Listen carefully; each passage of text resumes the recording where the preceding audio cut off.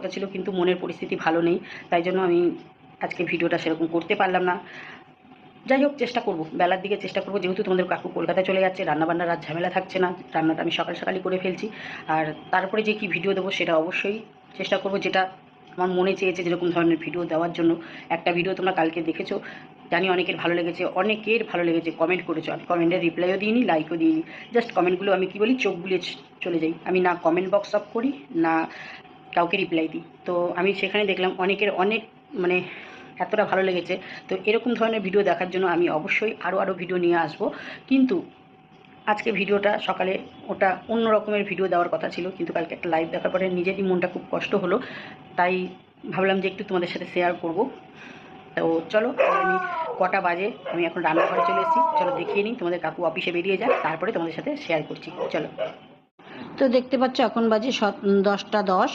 তো আমি অনেকটাই সকালে উঠেছি, দেখো এখনও বিছনা ওঠেনি, আর ওই যে আমার ছেলে মেয়ে ঘুমোচ্ছে, ওদেরও এখনও ঘুম ভাঙেনি, কিন্তু আমার রান্নাটা কমপ্লিট করতে হবে, নাহলে তোমাদের কাকু খেয়ে যেতে পারবে না। আমি রান্নাটা অলরেডি ভাত হয়ে গেছে, এখন আমি এই যে কাঁচা কলা আলু দিয়ে পাতলা করে জ্যান্ত মাছের ঝোল ঝোল করব।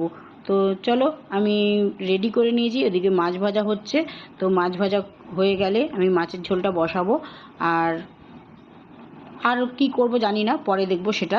তো দেখতে পাচ্ছ রান্নাও কমপ্লিট হয়ে গেছে, ভাত হয়ে গেছে, মাছের ঝোল হয়ে গেছে, এবার তোমাদের কাকুর খাবার বাড়বো। চলো খাবারটা বেড়ে নিই। এই যে খাবার বেড়ে দিয়েছি, তো সে এখন স্নান করে ঠাকুর পুজো দিতে গেছে, মানে নমস্কার দিতে গেছে, তো চলে এসেছে, এই যে খাবার খাচ্ছে।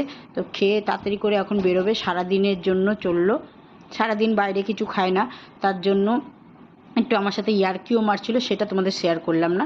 তো যাই হোক, সে খেতে খেতে আমার সাথে ইয়ার্কি করলো। তো তোমাদের কাকু চলে গেল, দেখতে পেলে। ইয়ার্কির সাথে আমার কোনো, বুঝতে পারছি না যে সেই মানুষটা যদি মারপিট ধরো হয়েই রয়েছে, বনে বনে হয়েছে, যাই হোক, সে যদি কেস করে থাকে, শোচনীয় অবস্থাটা কেন কী করে হলো, আমি মেলাতে পারছি না। আজকে আমি ধরো, কারণ আমি গিয়ে কেস করলাম, হ্যাঁ, এবার তার সাথে আমার মীমাংসা হয়ে গেছে, তো আমিও কেসটা তুলে নিলাম, আর সেও যদি কেস করে থাকে সেও তুলে নেবে।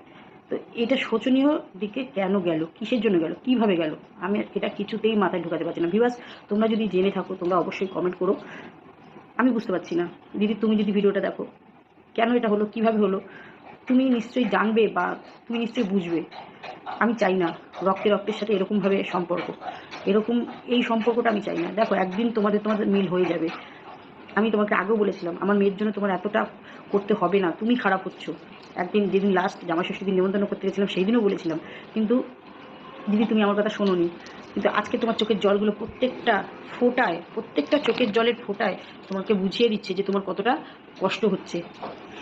কেন কিনা তাকে মানে প্রত্যেকটা বোনের ছেলেকে বা মেয়েকে, ভাইয়ের মেয়েকে তুমি নিজের সন্তানের চোখে দেখেছো, আজকে তারা কষ্ট পাচ্ছে, মানে তোমার কষ্ট লাগছে। তোমার মুখ চোখের অবস্থা খুব খারাপ। তো আমি বলতে পারবো না এর শেষ কবে কোথায় হবে। এবার ভিউয়ার্স, তোমরা হয়তো